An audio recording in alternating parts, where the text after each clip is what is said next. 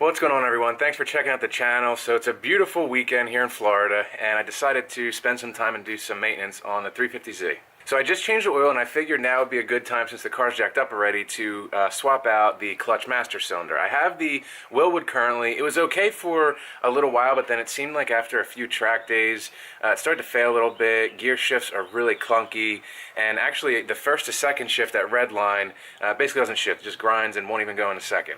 A couple months back, I actually flushed all the fluid through, rebled it. It was okay for a little bit, and then it started to get clunky again. And actually the fluid is really, really dirty. I'll show it to you here. So if you can see in there, all the gunk around there, and that was bled not too long ago.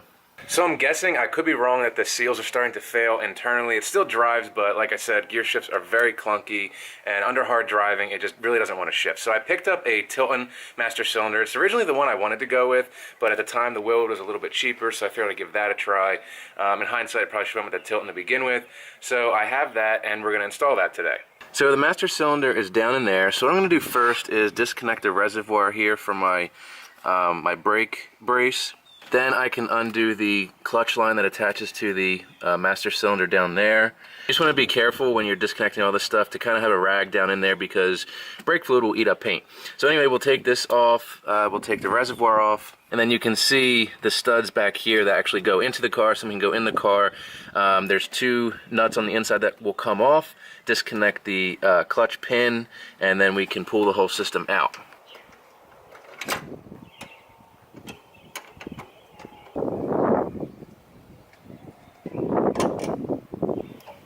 Now I'm going to remove the actual clutch hard line down in here, and then once that's disconnected, then we can work our way to the inside.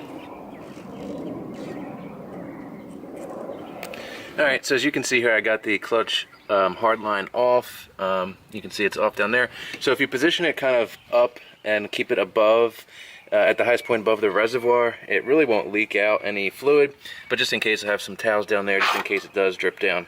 Alright, so now we're under the dash for the next part. First thing is remove that pin and slide it out. That will disconnect the actual push rod from the pedal. And the two nuts you have to remove are back there on the left side, and then up top here behind those wires. That's the second one. So remove that one and then that one. And once that pin's removed, then we can go up back into the engine bay and pull it out. Alright, so everything's done inside. We're back up top here in the engine bay.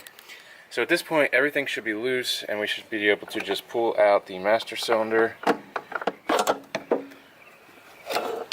Alright, and it's out. Alright, so here's the old Wilwood master cylinder and the new Tilton. Structural-wise, they're quite a bit different. The Wilwood is a bit longer. Tilton has a smaller body. And then whereas the hard line connects forward of the reservoir line, it's reversed on the Tilton. So all these things considered, it'll be interesting to see the differences with the Tilton and if it does perform any better. So what I'm going to do now is I'm going to drain the old fluid from this line and swap it over to the new Tilton, and then we can fill it with fluid, and I'm going to bench bleed this system so that when we put it in the car, there's not so much air that goes into the actual, the whole hydraulics in the car.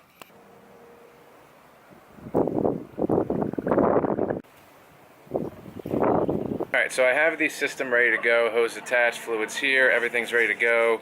Doesn't seem like there's any more air left in here. So I'm going to put this in the car now, and to minimize the amount of mess, I'm going to hook the hard line up first, and then we can go inside in the car and actually attach it to the car.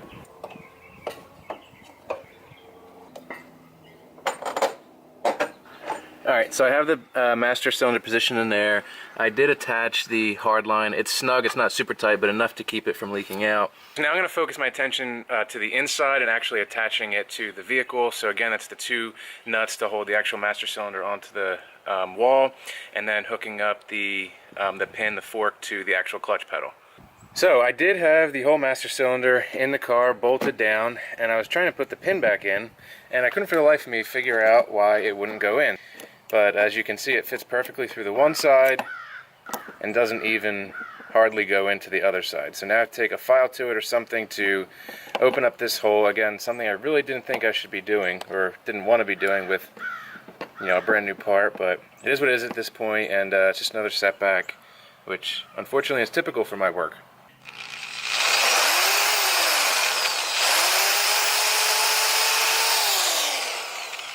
Alright, so you just saw I broke the drill out, was able to get this hole the right size, so now the pin goes through both sides without problem. Alright, so the master cylinder is finally tight to the car. I went ahead and tightened up the hardline bolt, so that's tight. So all that's left is to reattach the reservoir. And then once that's done, we get to start the awesome and fun process of bleeding the whole system. But hopefully with me kind of running some fluid through it before I installed it, hopefully it shouldn't be too bad and I can just gravity bleed, the old fluid out, and then it won't take too much time, for all the air to be out of the system. But I'm really excited to drive this once it's done, see how it is, and see if it's, the shifts are crisper and all that. I was having just so much trouble, especially with downshifting on the track, and then like I said, red line shifts, they just weren't happening. So I'm really excited to see how this is.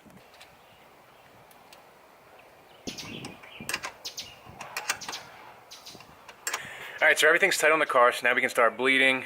Just loosen the bleeder screw, put a drip pan under there. I like to let it bleed for about, I would say 10-15 minutes, and always just make sure that the reservoir's topped off. Again, you don't want to get any air in the system.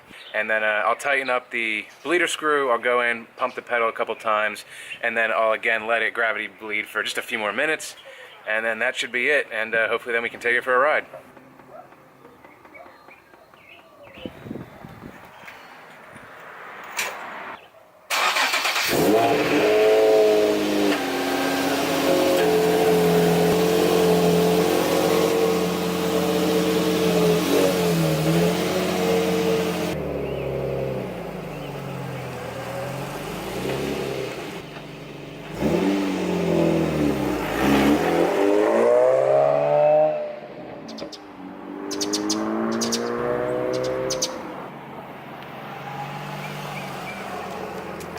Well, I just got back from my little drive. It was just a couple miles around the block, but I definitely noticed a difference. As I said before, the car was drivable with the Wilwood, but even on daily driving, it was very notchy, and nothing was smooth about the changing of gears.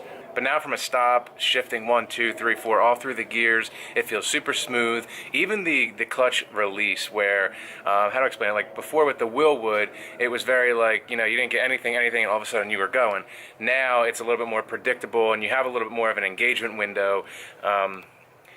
Again, I really don't know what that's attributed to on the Tilton compared to the Wilwood, but it's much better now, and I love it. I can't wait to do some aggressive driving and see if it did cure all the problems. Unfortunately, I can't test that now. I can't just, go run on the track right now and test it, but as soon as I can get out there and do some super aggressive driving, we'll see how it holds up, and hopefully the problems are solved and they won't come back. Thanks for watching the video. If you enjoyed it, please give it a thumbs up. Drop any questions you may have in the comment section down below. If you're not already subscribed to the channel, please do so. And as always, thanks to everybody for their continued support. I really appreciate it. So like I said, this is not a hard job. It just takes a little bit of patience, especially with bleeding. But it's actually a super easy job and doesn't take too long. So it's definitely something I would recommend. Alright, thanks again for watching. I hope everybody enjoys the rest of their day, and I'll see you next time.